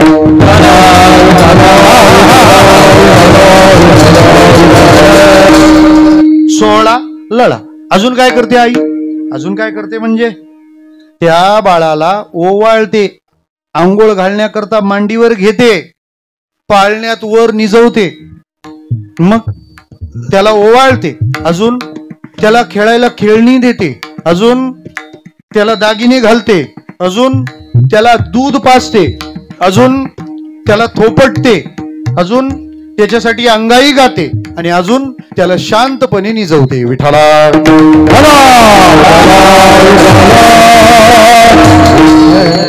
याला आई म्हणतात. 12वा अध्याय जरूर वाचावा. 12वा 13वा व्हायच्या आत. नाही तर मग 5व्या महिला व 10वा आहेच आपला. विठ्ठला.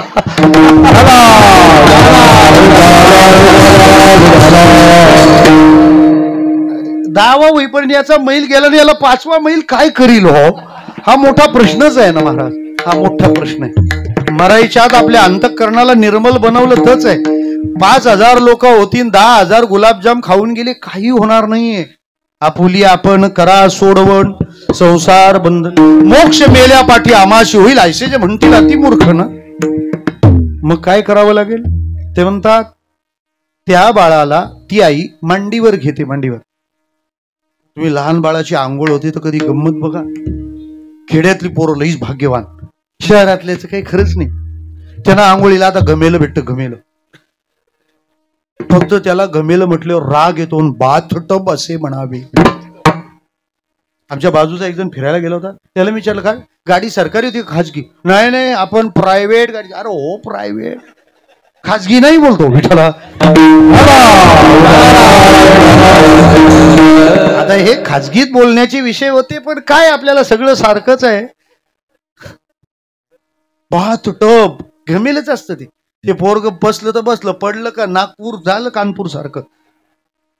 पण लहान खेड्यात फार आनंद आहे. ती आजी अशी मस्त पाटावर बसते, आपले पाय असे सरळ सोडते आणि त्या बाळाला आपल्या पायावर असं पालथं घालते. पालथं घातल्यावर पहिलं त्याच्या पाठीवर आपला डावा हात ठेवते आणि मग उजव्या हाताने ते कोमट पाणी त्याच्या अंगावर घालते. जगातलं सगळ्यात भारी शाही स्नान. विठ्ठला विठ्ठला. मग सामान्य आई मांडीवर स्नान घालते, मांडीवर घेते ना. आमची संत नावाची आई पण सोहळा करते, लळा पण पाळते, मांडीवर घेते. कोणता सोहळा करते हो? योग सुखाचे सोहळी सेवका तुझे नि स्नेहाळी, सोहम सिद्धीचे लळे पाळीसी तू. योग सुखाचा सोहळा आहे. आता योगाला सुख म्हणणंच किती डेंजर आहे. पाहे पा योगाच्या वाटा, जे निघाले का सुबटा, त्या दुःखाचाची वाटा भागा आला. पण योग्याला जो त्रास आहे त्या वाचून तुला सुख मिळणार आहे. योग सुखाचे सोहळे सर्वत्र मी आहे हा बोध हा लळा पुरवतो. ठीक आहे. मग ती आई बाळाला मांडीवर घेते ना. मग ही गुरुमाऊली पण आपल्याला मांडीवर देते. कोणाच्या माहिती? आधार शक्तीच्या अंकी वाढविसी कौतुकी. अंक म्हणजे मांडी. हे तुम्ही जाणलं तर काही अंक द्यावे लागतील. मांडीला अंक म्हणतात. कोणती मांडी? आधार शक्तीची मांडी. आधार शक्ती म्हणजे आपल्याजवळ सर्व शक्ती आहेत, बाहेरून काही येत नाही. इम्पोर्ट काही नसतं, हे इम्पॉर्टंट लक्षात ठेवा. ठेवाय हे तरी लक्षात ठेवा. बाहेर नाही आतच आहे हेही लक्षात ठेवा. विठ्ठला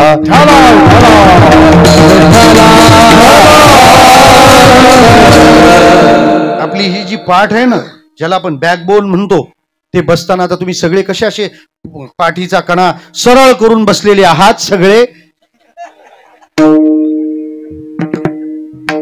पण चला काहींनी ती तरी तयारी दाखवली का आता तरी आपण दिंडीत सामील होऊया आणि मुक्कामापर्यंत सामील व्हावं, नाही तर तंबू सापडत नाही. विठ्ठला पाठीचा कणा ताट ठेवा. निदान जप करताना, ध्यान करताना आणि ग्रामपंचायत निवडणुकीत मतदान करताना. विठ्ठला मला एक विचारलं, पाठीचा कणा ताट राहायला काय करू? म्हटलं इलेक्शनच्या टायमाला पैसे घेऊ नको. मग पाठीचा कणा ताट राहतो. कुठूनही पडा महाराज, स्वतःच्या नजरेतून पडू नका भास.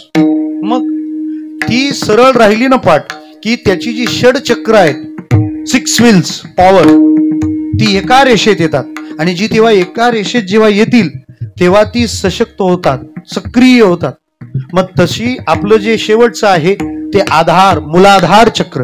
त्या मूलाधार चक्रात एक शक्ती दडलेली आहे. तिचं नाव आहे आधार शक्ती, म्हणजे कुंडलिनी जगदंबा. 3.5 वेढ्यात ती निजलेली आहे. मग आपण हा योगी करतो काय सांगतो तुम्हाला. जिथं मनाला स्थैर्य प्राप्त होईल अशी जागा शोधतो, त्या जागेवर जाऊन बसतो. या जागी मी ती जागा सांगणार नाही, 6वा अध्याय तुम्ही बघून घ्या.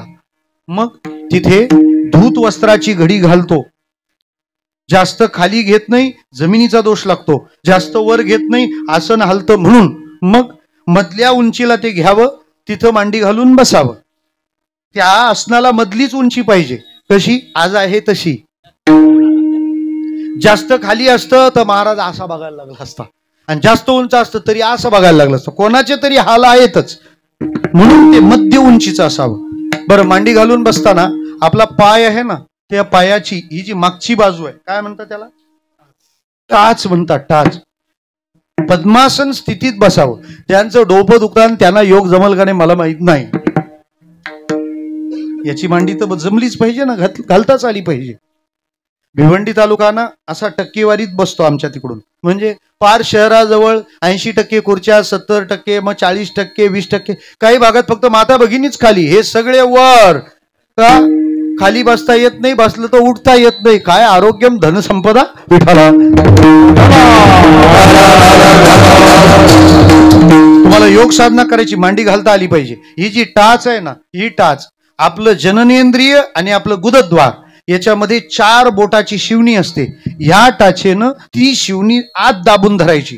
काय होतं? खालच्या बाजूला जो अपान वायू वाहतो तो दाब दिला की तो अपान उलटा फिरतो.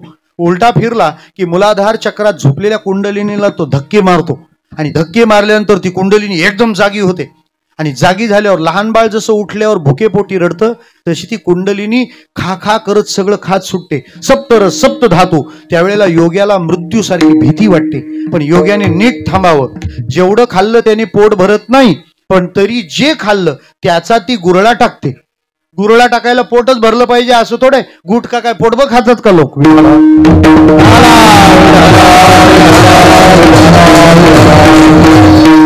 माझी फार इच्छा आहे ते रेल्वेचे दरवाजे कोपऱ्यातले पुसायला ना अजय देवगणच आणला पाहिजे. बोले जुबा केसरी विठ्ठला. तुम्ही तिकडं उजेड पाडला, इकडं साफ करा.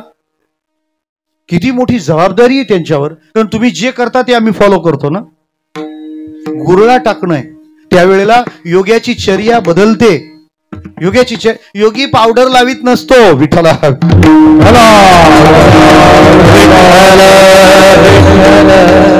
हा खातो पण विठ्ठला. मग तरी त्याचं शरीर कसं होतं हे बघा. एखादा माणूस किती भजन करतो, किती साधना करतो, आपण काही त्याच्या गुहेत जाऊन बघत नाही. पण ज्याची चर्या कांती अत्यंत प्रसन्न आहे ना, समजायचं हा देवाच्या जवळ चाललेला आहे. सगळ्यांना लईच भजन करायला पाहिजे असं काही नाही. ध्रुवाचं भजन तर 6 महिन्यात काम झालं का? किलोमीटर तेवढे राहिले होते. हो, माऊली वेळापूरला ना वाखरीला पोहोचला होता. मग आता उरलं किती? 5 किलोमीटर पोहोचले लगेच. हे जसं असतं ना तसं.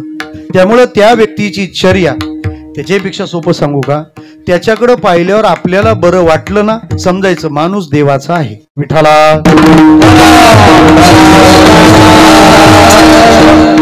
पण काही माणसं करतात भरपूर, पण त्याच्याकडे पाहिल्यावर असं वाटतं अख्ख्या जगाचा ताप ज्याच्या डोक्यावर ठेवलाय का काय. समजायचं आतमध्ये गडबड आहे विठ्ठला विठ्ठला.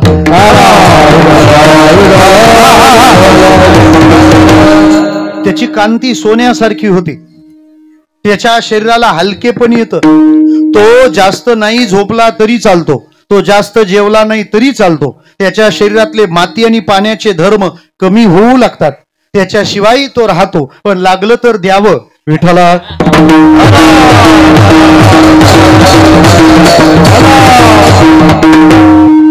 पाणी सोडलंय विठ्ठला. जाऊ द्या, कीर्तन बंद कसं करायचं याचं मला टेन्शन आलंय. मला म्हणायचं काय आहे की तो योगी असा होतो तेव्हा त्याला ती अनुभूती येते. समजायचं कुंडलिनी प्रसन्न आहे. पूर्वी डॉक्टर लोक आहेत ना, डॉक्टर लोक डॉक्टरकीचं चिन्ह काय वापरायचे? रेड क्रॉस ना. त्या सोसायटीने ऑब्जेक्शन घेतलं. ते म्हणाले आमचं वापरायचं नाही अजिबात. मग डॉक्टर लोकांची पंचायत झाली. मग त्यांनी नवीन सिम्बॉल काढलाय. असं आहे ना, ते पंख एक साप, ते नाग गुंडाळलाय. तो ज्ञानेश्वरीतला नाग आहे. कुंडलिनीचं ज्ञानेश्वरीत केलेलं वर्णन आहे. नागाचे पिले कुंकुमे नाहले. मला असं वाटतं की आज डॉक्टर लोक जो सिम्बॉल वापरतात तो माऊलीनी जसाच्या तसा 750 वर्षापूर्वी सांगितलाय. म्हणजे जगात वारकऱ्यासारखं अपडेट तत्वज्ञान कोणाकडे आहे? मला असं वाटतं हा एवढे पैसे घेतो, त्याच्या तेवढ्या कथा झाल्या, ह्या उठल्या गावच्या पाटीलक्या बंद करून देवानं जो आपल्याला 2 तासाचा वेळ दिला त्यात असं मांडा की सुशिक्षित सुजाण नवा वर्ग भजनाला कसा लागेल, भक्तीला कसा लागेल, हरिभक्ती तो कसं करेल हे सांगायला आम्हाला उभं केलंय विठ्ठला. रामभाऊ एक जण बोलला आता भागवताचार्य रामायण अरे मग का कुराणाचार्य आणतो का काय विठ्ठला.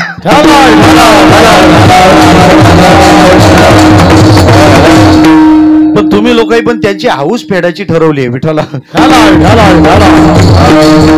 मी ते गोपी भाऊला म्हटलं 10 वर्ष झाली आता बस झालं ना, किती आणखी त्रास देतात. तर दरवर्षी त्यांच्याकडे मीटिंग असते, वक्ता बदला विठ्ठला.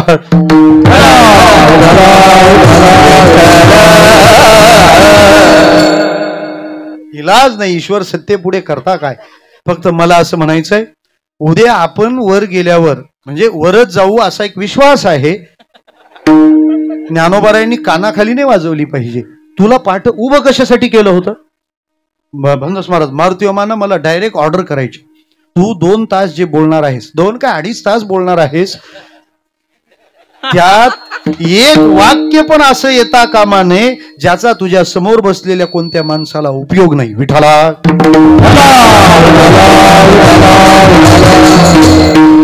मग या भूमिकेला तो पोहोचतो योगी. पण ज्ञानोबारायांचा शब्द आहे आधार शक्तीच्या अंकी. अंकी म्हणजे मांडीवर घेतलंय, आणि मांडीवर घेतलंय म्हणजे नुसतं मांडीवर घेतलंय असा एवढा अर्थ नाही. उगाच तुकोबाराने म्हणाले, तुका म्हणे नेणे युक्तीची ते खोली. देहूचं म्हणणं आहे ना की मला आळंदीची खोली कळत नाही. आळंदीत खोली असणं वेगळं ना आळंदीची खोली कळणं वेगळं आहे. आता लय खोलीत नाही जात मी विठाला.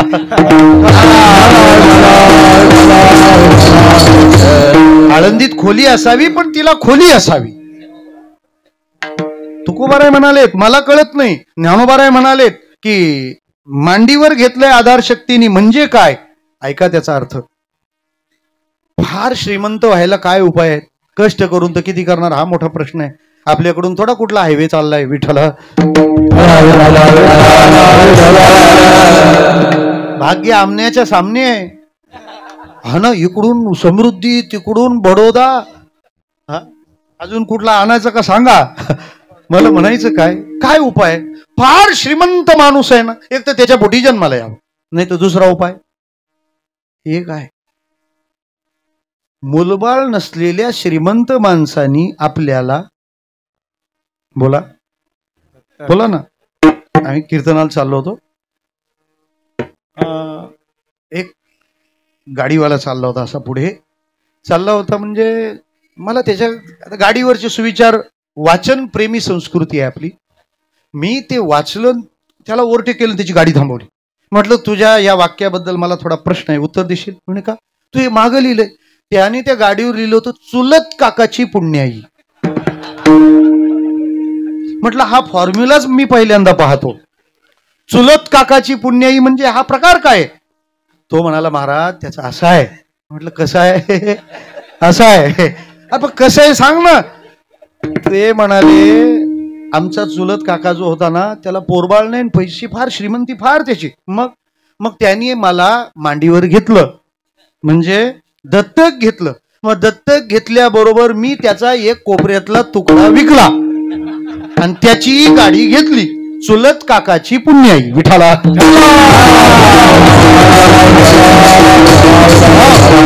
आता ही गाडी घ्यायला हा कुठं गाड्या उलथाला गेलता नाही. पण जो श्रीमंत आहे त्यांनी मांडीवर घेतलं. मग आता श्रीमंत व्हायला प्रयत्न आहेत का. काय ज्ञानोबारायांचा विचार आहे महाराज. पृथ्वी निर्माण झाल्यापासून असा ज्ञानी जन्मालाच आला नाही दुसरा. पृथ्वी निर्माण झाल्यापासून काय म्हणते माऊली. त्याला जगदंबा कुंडलिनी प्राप्त होते पण हा तिच्या मांडीवर बसतो. मांडीवर बसतो म्हणजे मेहनत करायची नाही, उतारे तसेच नावावर झाले विठाला.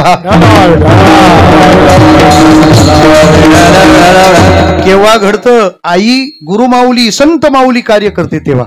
अजून काय करते आई पहा ना.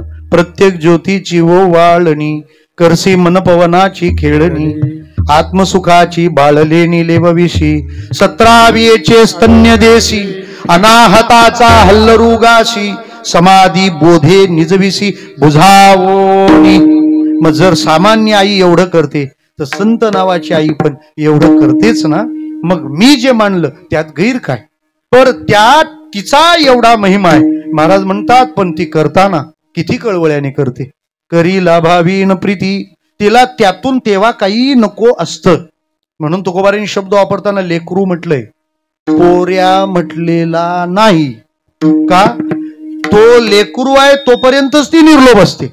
एकदा पोऱ्या झाला का तिच्या एक्सपेक्टेशन्स राहतात विठाला.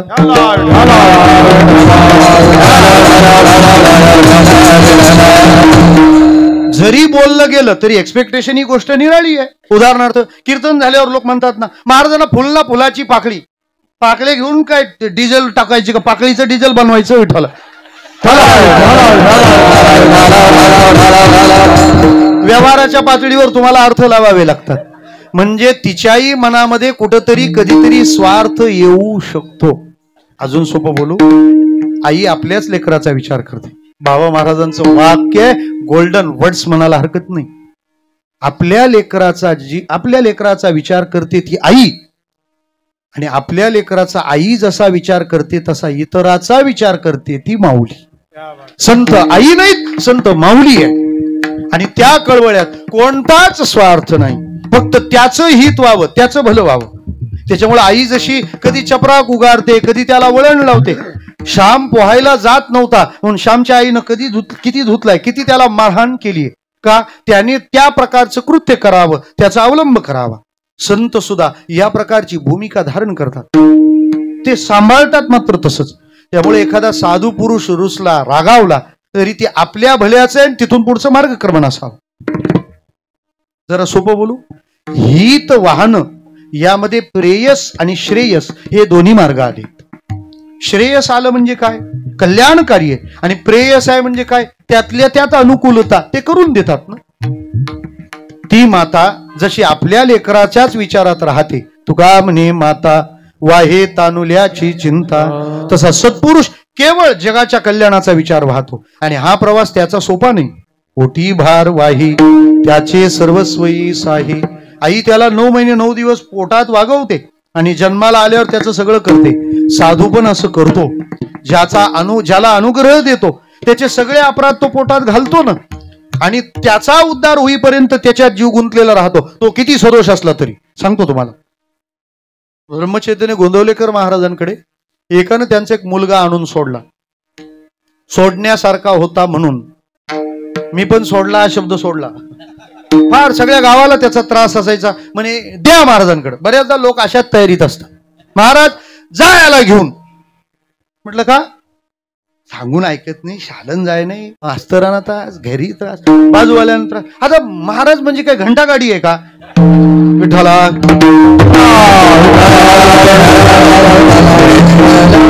चांगल्या मुलाला पण कीर्तनकार होता यावं म्हणून आम्ही कीर्तन विद्यालय काढायचं ठरवलंय. मग त्याला दिलं महाराजांकडे. का म्हणे, महाराज कशाला काय नाही म्हणतील, जे का रंजले गांजले त्या सीमने जो आपुले. महाराजांनी त्याचं स्वागत केलं. त्याला रोज रात्री भजन असायचं. रात्रीच्या वेळेला भजन झालं की मग सगळं निवांत असायचं. आणि महाराजाच्या घरी रात्री भजन पाहिजेच. विठ्ठला नाही तर लोक इकडचं डबक उपसतात, तिकडच्या कुटाळक्या करतात. त्यामुळे महाराजांनी नेहमी भजनात राहावं, म्हणजे महाराज सेफ राहतो. बर, एक दिवस तो भजनाला दिसला नाही. महाराज त्याला शोधायला बाहेर पडले. मशाल पेटवलेली, त्याला शोधला, रात्रभर सापडला नाही.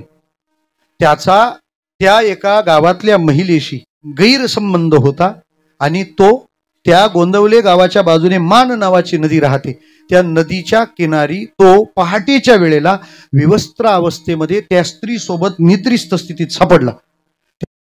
पाहिलं, महाराजांना फार वाईट वाटलं. महाराज म्हणले, अरे अरे अरे अरे, इतकं सुंदर जीवन मिळालं आणि काय हे नरकमय. महाराजांनी आपल्या अंगातली कफनी काढली आणि त्याच्या अंगावर टाकली. महाराज निघून आले. पहाटे जेव्हा झुंजूमंजू झालं तेव्हा त्याला जाग आली. तो त्या स्थितीत त्याला लज्जा वाटली, पण आपल्या अंगावरचे कपडे व्यवस्थित करताना महाराजांची कफनी अंगावर दिसली. त्याला धक्का बसला. का, ज्या अर्थी आपल्या अंगावर आता महाराजांची कफनी आहे त्या अर्थी रात्री महाराज इथून येऊन गेले. तो महाराजांना भेटायला गेला. लज्जेनं मान खाली घातली होती, मन चूर झालं होतं. महाराजांनी त्याला तिथून गोंदवले सोडायला सांगितलं. म्हणे तू जा गिरनार पर्वतावर साधना कर. तिथून त्याला नैमिषारण्यात पाठवलं आणि तिथून त्याला मोक्षाचा अधिकारी बनवलं. मला म्हणायचं काय, महाराजांनी त्याच्या अंगावर आपली कफनी टाकली म्हणजे काय केलं, त्याचं सगळं सहन केलं. पोटी भार वाही त्याचे सर्वस्वही साही. महाराज म्हणतात, अशा प्रकारचं आईचं बाळासाठी करणं आणि साधूचं जीवासाठी करणं सारखं आहे. म्हणून मी हा समान धर्म सांगितला. विठोबा